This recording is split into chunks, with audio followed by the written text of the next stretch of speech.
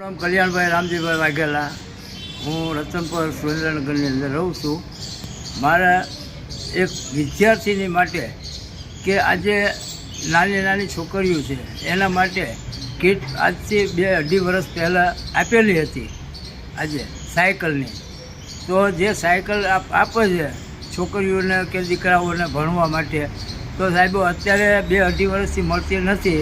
તો એના માટે એમને રિક્ષામાં કે અથવા હાલીને જવું પડે છે।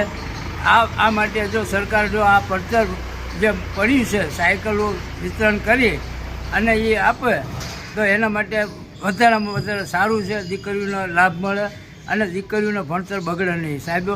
બીજા નંબરમાં કે અત્યારે 50 રૂપિયા કે 25 રૂપિયા રિક્ષા ભાડું દેવું પડે છે, તો એના માટે તો સાયકલનું વિતરણ કરે એના માટે સારું છે સાહેબ। આપ સાહેબને વિનંતી છે। મારું નામ ભીખાભાઈ કવાભાઈ પાટડિયા। હું રતનપર વાલ્મીકી વિસ્તારમાં રહું છું, અનુસૂચિત જાતિ વિસ્તારમાં રહું છું।